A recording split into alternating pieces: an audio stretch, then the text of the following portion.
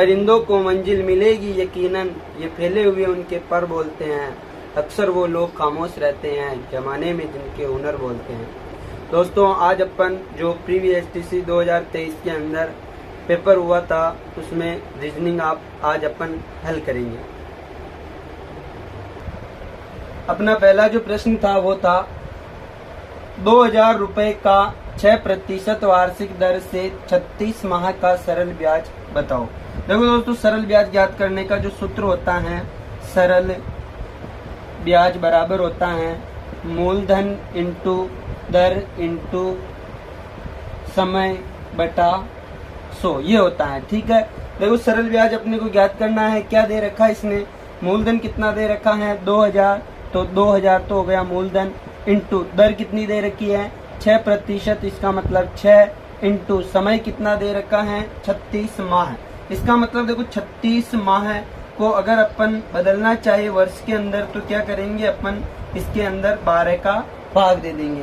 12 का भाग देंगे तो 12 एकम 12, 12 दूनी 24, 12 तिया 36, कितने वर्ष हो गए 3 वर्ष। माह को अपन ने किस में बदल लिया, वर्ष में। इसका मतलब समय, ध्यान रखना सूत्र में हमेशा जो वर्ष में होता है वही प्रयोग होगा। तो 3 वर्ष, तो इसका मतलब समय कितना हो गया 3 बटा में 100 है तो 100। देखो 2 जीरो से 2 जीरो कैंसिल। अब क्या करेंगे अपन 20 को 20 इंटू 6 इंटू 3, तीनों को गुणा करेंगे तो देखो 6 तिया 18, 18 एकम 18 दूनी 36, 36 आए जीरो बच रहा है तो जीरो, 360 रुपए। इसका मतलब अपना जो सरल ब्याज है वो कितना आ गया 360 रुपए आंसर। अगला जो प्रश्न है अपना क्वेश्चन नंबर 2, वो क्या है, इस 0.004 इंटू 0.01 भाजक 0.02। जब अपन इसको हल करेंगे तो क्या लिखेंगे 0.004 इंटू 0.01 बटा, भाजक का मतलब बटा में लिख सकते हैं अपन, क्या लिखेंगे बटा में 0.02। ठीक है, देखो यहाँ से दशमलव हटेगा, बटा में क्या लगेगा 100, यहाँ से दशमलव हटेगा, बटा में क्या लगेगा 1 2 3, दशमलव के बाद में 3 स्थान है तो 1 2 3, एक के आगे 3 जीरो लग जाएंगे। यहाँ से दशमलव हटेगा तो ऊपर लगेगा कितना, 1, दशमलव के बाद 2 स्थान है तो 100। अब जो कट रहे हैं उनको काट दो। देखो 2 जीरो से 2 जीरो कैंसिल, और देखो अब ऊपर क्या बच गया 4 इंटू 1, ऊपर तो बच गया अपने 4 इंटू 1। ठीक है, 4 इंटू 1 बटा में क्या बच रहा है 1000 इंटू 2। ठीक है, 2, तो अब देखो 2 से काट दो इसको, 2 एकम 2, 2 दूनी 4, 2 को 1 से गुणा किया तो 2 बटा 1000 को 1 से गुणा किया तो 1000। इसको वापस दशमलव में बदल दो तो देखो क्या आ जाएगा अपना, 3 स्थान छोड़ के दशमलव लग जाएगा। इसका मतलब 2 0 0 दशमलव 0, ये क्या हो जाएगा अपने प्रश्न का राइट आंसर। अगला प्रश्न है अपना क्वेश्चन नंबर 3। देखो क्वेश्चन नंबर 3 क्या है, PEN को 755 लिखा जाए, इरेजर को 95 11 5 9 लिखा जाए और स्केल को 13 13 5 लिखा जाए तो पेंसिल का कोड क्या होगा, ये पूछा था। देखो कैसे करोगे आप, सबसे पहले जो भी वर्णमाला के अक्षर है उनकी नंबरिंग करोगे। देखो नंबरिंग करोगे तो P आता है 16 पर, E आता है 5 पर और N आता है 14 पर। ठीक है, देखो इसको इसने कैसे लिखा, यहाँ पर क्या है 6, देखो 16 है, 16 को इसने 7 कैसे लिखा, तो 1 और 6 को क्या किया इसने जोड़ के क्या लिखा 7 लिखा। 5 है तो 5 का 5 लिख दिया और 4 और 1 को जोड़ा, 1 प्लस 4 बराबर कितना लिख दिया 5। इसका मतलब इसने इस प्रकार 755 लिखा। इरेजर को देखो, इरेजर E आता है 5 पर, R आता है 18 पर, A आता है 1 पर, S आता है 19 पर और E आता है 5 पर और R आता है 18 पर। जैसा इसमें क्या है वैसा ही इसमें भी क्या होगा इसने, तो देखो E 5 पर, 8 और 1 कितना हो गया 9, 9 और 1, देखो यहाँ पर A 1 पर है तो 1, 9 और 1 कितना हो गया 10, 10 में भी देखो 10 में भी 1 और 0 आता है ना, 1 और 0 के जोड़े हुए तो वापस क्या आ जाएगा 1 आ जाएगा। 5 का 5, 8 और 1 को जोड़ा तो 9। देखो इसने इसी प्रकार लिखा है इसको भी, इसका मतलब ये इसको स्केल को भी ऐसे ही लिखा होगा। अब अपने को पेंसिल का बताना है तो अपन डायरेक्ट पेंसिल पे चलते हैं। P आता है 16 पर, A 1 पर, N 14 पर, C आता है 3 पर, I आता है 9 पर और L आता है 12 पर। ठीक है, देखो 6 और 1 को जोड़ा तो 7, 1 का 1, 4 और 1 को जोड़ा तो 5, 3 का 3, 9 का 9, 2 और 1 को जोड़ा तो 3। इसका मतलब 71, 53, 93 क्या हो जाएगा इस प्रश्न का राइट आंसर। देखो यहाँ पर ठीक कर लेना, यहाँ पर उल्टा होगा, ये 5 और 9 होगा, 5 और 9 होगा। ठीक है, अगला प्रश्न है अपना क्वेश्चन नंबर 4। देखो समरूपता का प्रश्न था। क्वेश्चन नंबर 4 है, श्रमिक का जो संबंध वेतन से है वही संबंध उद्यमी का किससे होगा। तो ध्यान रखना, श्रमिक जब मेहनत करता है तो उसे वेतन मिलता है, लेकिन उद्यमी को कोई वेतन नहीं मिलता, उसे तो लाभ मिलता है। वो उस पर खर्च करता है और उसे क्या मिलता है, लाभ मिलता है। इसका मतलब प्रश्नवाचक के स्थान पर क्या आ जाएगा, लाभ इस प्रश्न का होगा राइट आंसर। अब देखो इसके बाद क्वेश्चन नंबर 5, कार्बन को इसने C लिखा तो सोने को क्या लिखेगा। ध्यान रखना, कार्बन को अगर C लिखा है इसने तो देखो कार्बन का जो प्रतीक होता है वो C होता है और सोने का जो प्रतीक होता है वो होता है ओरम, AU। साइंस के अंदर पढ़ते हैं अपन ये, इसको AU लिखेंगे। अगर देखो AU ऑप्शन में नहीं है तो देखो कार्बन को अगर इसने C लिखा है तो सोने को इंग्लिश के अंदर गोल्ड भी कहते हैं, तो अगर G ऑप्शन में है तो वो राइट होगा, या फिर ये है तो ये होगा, ये तो ये होगा। अगला प्रश्न है अपना क्वेश्चन नंबर 6, दवाई अनुपात बीमारी समानुपात पुस्तक। देखो जो संबंध दवाई का बीमारी से है वही संबंध पुस्तक का किससे होगा। तो ध्यान रखना, बीमारी को ठीक करने के लिए दवा दी जाती है, उसी प्रकार आपके ऑप्शन में एक शब्द था अज्ञानता। अज्ञानता शब्द था, अज्ञानता को दूर करने के लिए किस चीज की जरूरत पड़ती है, पुस्तक की। तो अज्ञानता क्या हो जाएगा इस प्रश्न का राइट आंसर। इस प्रश्न में देखो क्वेश्चन नंबर 7 में, घड़ी का जो संबंध समय से है वही संबंध पुस्तक का किससे होगा। तो ध्यान रखना, देखो यहाँ पर पुस्तक नहीं है, यहाँ पर है अपने, यहाँ पर आएगा आपके वाहन। वाहन का संबंध किससे है ये पूछा था। ठीक है, घड़ी का जो संबंध वाहन से है, समय से है, वही संबंध वाहन का किससे होगा, यात्रा से होगा। यात्रा क्या हो जाएगा इस प्रश्न का राइट आंसर। अगला जो प्रश्न था अपना क्वेश्चन नंबर 8, उसमें क्या था, भिन्न बताओ। भिन्न बताना था अपने को। देखो पहला ऑप्शन चंद्रशेखर आजाद, दूसरा भगत सिंह, तीसरा महात्मा गांधी, चौथा सचिन तेंदुलकर। देखो बिल्कुल स्पष्ट दिख रहा है इसमें, ये तीनों जो थे आजादी के अंदर महत्वपूर्ण भूमिका निभाई, एक योद्धा की तरह देश के लिए लड़े, लेकिन सचिन तेंदुलकर क्या है, एक खिलाड़ी है। तो ये क्या हो जाएगा, भिन्न हो जाएगा, और सचिन तेंदुलकर क्या हो जाएगा इस प्रश्न का राइट आंसर। अगला प्रश्न था अपना क्वेश्चन नंबर 9, ये एक श्रृंखला दे रखी थी, इसमें पूछा प्रश्नवाचक के स्थान पर क्या आएगा। तो देखो कैसे करेंगे अपन, 8 से 9 हो गया मतलब क्या हुआ +1, 9 से 11 हो गया मतलब यहाँ पर क्या हुआ +2, 11 से 14 हो गया मतलब यहाँ पर क्या हुआ +3, 14 से 18 हो गया मतलब यहाँ पर +4। तो यहाँ पर देखो एक श्रृंखला बन गई ना, +1, +2, +3, +4। तो यहाँ पर क्या होगा +5 होगा, यहाँ पर क्या होगा +6 और यहाँ पर क्या होगा +7। देखो 29 से 36 +7 हो रहे हैं। अगर अपन यहाँ पर +5 करेंगे तो 18 में 5 जोड़े तो कितना आता है 23। 23 क्या हो जाएगा इस प्रश्न का राइट आंसर। देखो अगला प्रश्न था अपना क्वेश्चन नंबर 10। क्वेश्चन नंबर 10 था 7/3, 13/7, 5/6 और 12/13 में सबसे छोटी भिन्न कौन सी थी। तो देखो इसके लिए क्या करोगे आप, 7 में 3 का भाग दोगे। देखो 7 में 3 का भाग देने पर 2.33 आया। यहाँ पर 13 के अंदर 7 का भाग देने पर क्या आया 1.85 आया। यहाँ पर 5/6 मतलब 5 के अंदर 6 का भाग देंगे तो क्या आया 0.8 आया। और 13 का भाग दिया 12 के अंदर तो क्या आया 0.9। अब देखो इनमें सबसे जो छोटा अंक होगा उसके आधार पर अपन बता देंगे कि वो कौन सी भिन्न छोटी है। तो देखो इनमें सबसे छोटा कौन है 0.8 है, तो सबसे छोटी भिन्न भी कौन सी हो जाएगी, ये किसका है था 5/6 का था। इसका मतलब 5/6 इसमें क्या थी सबसे छोटी भिन्न थी 5/6 इस प्रश्न का राइट आंसर। अब है अपना क्वेश्चन नंबर 11, असंगत बताओ। ठीक है, देखो √2, √4, √9 और √16 इनमें असंगत बताना है। देखो √2 को अपन बाहर कुछ ला नहीं सकते, √2 का √2 ही रहेगा। √4 को अपन क्या लिख सकते हैं 2, √9 को अपन क्या लिख सकते हैं 3 और √16 को अपन क्या लिख सकते हैं 4। इसका मतलब ये सभी तो क्या हो गई परिमेय संख्याएं हो गई, जबकि ये क्या है अपरिमेय संख्या। इसका मतलब इसमें जो असंगत है वो है √2 क्या हो जाएगा इस प्रश्न का राइट आंसर। अगला प्रश्न है क्वेश्चन नंबर 12, इसमें भी अपने को असंगत बताना है 23, 33, 43 और 53। देखो यहाँ पर ये अभाज्य संख्या है, ये भाज्य है, ये अभाज्य है और ये भी अभाज्य है। इसका मतलब 33 एकमात्र इनमें मतलब भाज्य संख्या है, बाकी सब अभाज्य संख्याएं हैं। ये कैसी संख्या है भाज्य, बाकी सब अभाज्य हैं, तो 33 क्या हो जाएगा इस प्रश्न का राइट आंसर।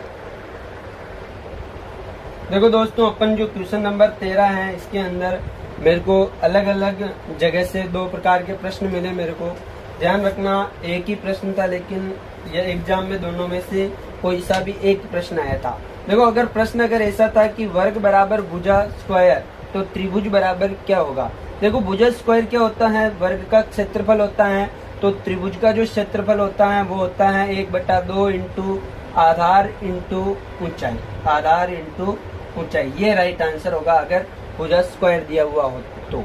अगर 4 इंटू भुजा दिया हुआ हो तो क्या होगा त्रिभुज का।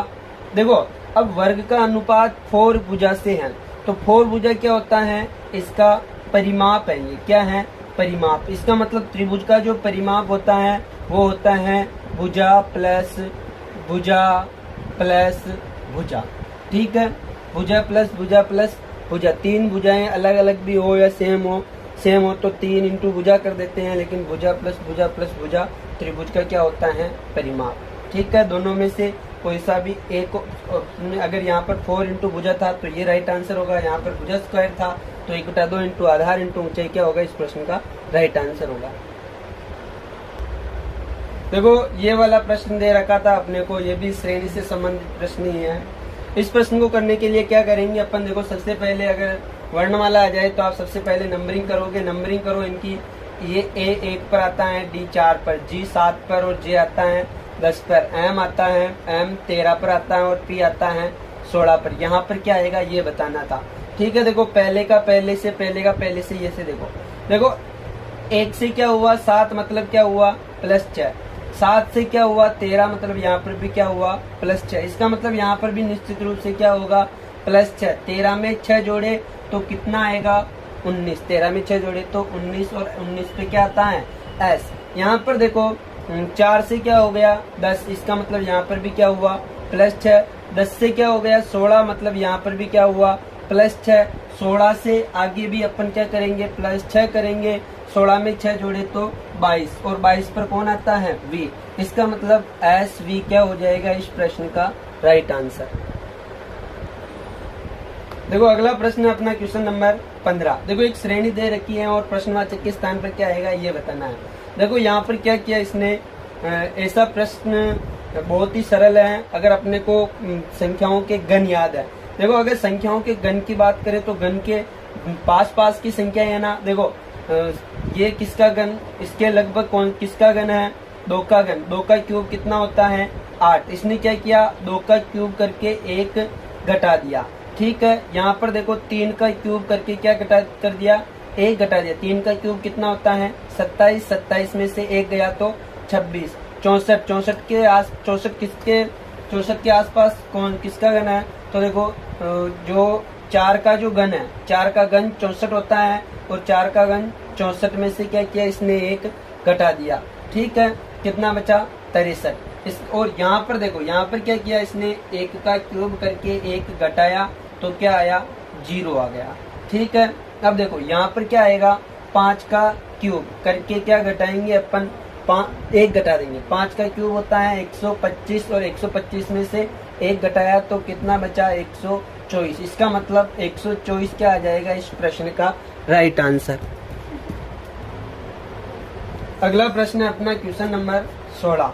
देखो क्या कह रहा है क्वेश्चन नंबर 16, ये एक प्रश्न दे रखा है, एक आकृति दे रखी है और इसमें प्रश्नवाचक के स्थान पर क्या आएगा ये बताना। देखो 15, 12, 90, देखो ये कैसे किया इसने, 15 और 12 को गुणा किया, 15 और 12 को गुणा किया 180, 90 कैसे आया तो 2 का भाग लगा दिया। इसका मतलब ये इन दोनों का क्या कर रहा है, गुणा करके क्या कर रहा है, 2 का भाग लगा रहा है, भाजक 2 कर रहा है। इसका मतलब इन दोनों को गुणा करके 2 का भाग लगाएंगे, ये आ रहा है। 16 को 13 से गुणा किया तो 208, 208 में 2 का भाग लगाया तो 104। अब अपन क्या करेंगे, 12 को 18 से गुणा करेंगे, 12 को 18 से गुणा किया तो 216 और 216 में 2 का भाग लगाएंगे, 2 का भाग लगाएंगे तो कितना आ जाएगा 108 और प्रश्नवाचक के स्थान पर क्या आ जाएगा 108 क्या हो जाएगा इस प्रश्न का राइट आंसर। अगला प्रश्न था अपना क्वेश्चन नंबर 17। देखो क्वेश्चन नंबर 17 क्या था, यदि 10 मई 1985 को शुक्रवार हो तो 13 दिसंबर 1985 को कौन सा वार होगा। देखो ऐसे प्रश्न को करने के लिए अपने को किसकी जरूरत होती है, अपने को जरूरत होती है विषम दिन की। विषम दिन कैसे निकालेंगे अपन, देखो मई से लगाकर दिसंबर तक के कितने दिन हो रहे हैं, मई कितने का होता है 31 का, 31 में से 10 दिन तो निकल गए तो कितने बचे 21, जून 30 का, जुलाई 31 का, ये 30, 31, 30, 13, दिसंबर के 13 दिन लेने हैं। ठीक है, देखो अब अपने को विषम दिन निकालने हैं तो यहीं पर ही अलग अलग सभी में 7 का भाग दे दो ताकि अपने को कैलकुलेशन लंबी ना करनी पड़े। देखो 21 में 7 का भाग देंगे तो 0, यहाँ पर 7 का भाग देंगे तो 2, यहाँ पर 3 बचेगा, यहाँ पर भी 3 बचेगा, यहाँ पर 2 बचेगा, यहाँ पर भी 3 बचेगा और यहाँ पर बचेगा 2 और यहाँ पर 7 का भाग देंगे तो कितना बचेगा 6 बचेगा। ठीक है, अब देखो अब इनमें जिनका योग 7 हो रहा हो उनको काट दो, जिनका योग 7 और देखो 2 और 2 4 और 3 कितना हो गया 7। अब योग 7 हो रहा है क्या नहीं हो रहा है तो उनको जोड़ लो। देखो 6 और 3 कितने हो गए 9, 9 और 9 देखो 6, 7, 8, 9, 10, 11, 12, 13, 14 जो बच रहे हैं उनका योग कितना आया 14। 14 में 7 का भाग देंगे तो कितना शेषफल बचा 0 शेषफल बचा। इसका मतलब 10 मई को अगर शुक्रवार था तो 13 दिसंबर है, 13 दिसंबर 1985 को भी कौन सा वार आएगा शुक्रवार आएगा, क्योंकि विषम दिन क्या आया 0 विषम दिन आया। अगला प्रश्न है अपना क्वेश्चन नंबर 18। देखो इसने क्या किया, ROAD को क्या लिखा 40, HEAR को क्या लिखा 34 और पोइम का अपने को पूछा कि क्या होगा। ठीक है, कोडिंग डिकोडिंग का प्रश्न है ये। देखो कैसे करोगे आप, सबसे पहले नंबरिंग करोगे। R आता है 18 पर, O आता है 15 पर, A आता है 1 पर और D आता है 4 पर। ठीक है, देखो इसने क्या किया, सभी का जो ये वर्णमाला के जो अक्षर है जितने नंबर पर आते हैं उन नंबरों को क्या किया, इसने सभी का जोड़ किया।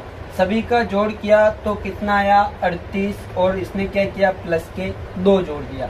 ठीक है, इन सभी का योग करके 2 जोड़ा कितना आ गया 40। अगर ये का सेम अगर यहाँ पर भी होता है तो अपन यही पैटर्न यहाँ पर भी लगा देंगे।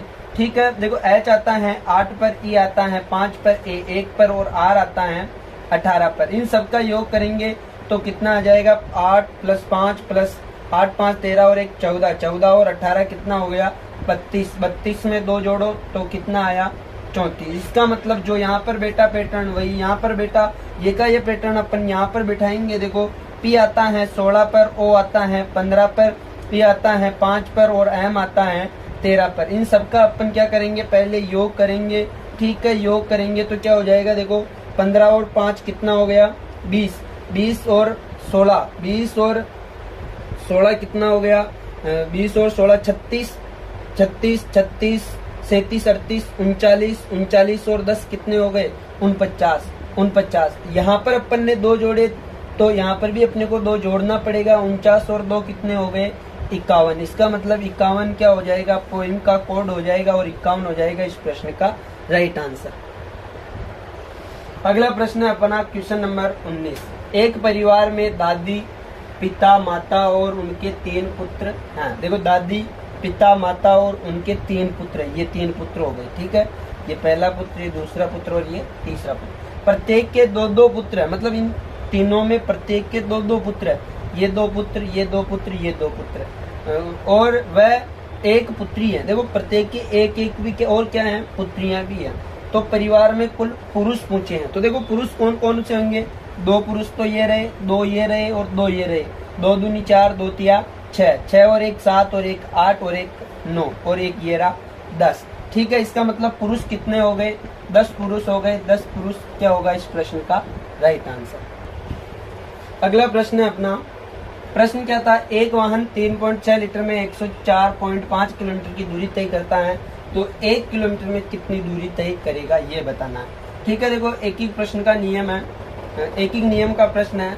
3.6 लीटर में तय दूरी, कितनी दूरी तय कर रहा है, 104.5 किलोमीटर। ठीक है, तो 1 लीटर में कितनी दूरी तय करेगा ये, 1 लीटर में तय दूरी बराबर क्या हो जाएगा, 104.5 बटा ये 3.6 बटा में चला जाएगा तो 3.6। ठीक है, देखो यहाँ पर भी एक स्थान छोड़ के दशमलव, यहाँ पे भी एक स्थान छोड़ के दशमलव, तो दशमलव से दशमलव हट गया।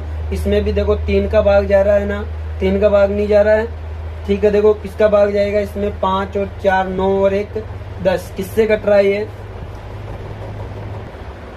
तो देखो अपन क्या करेंगे, 3 का नहीं जा रहा तो 36 का भाग अपन 100 तो 1045 में लगाएंगे तो कितना आ जाएगा, 29.02 किलोमीटर क्या हो जाएगा इस प्रश्न का राइट आंसर।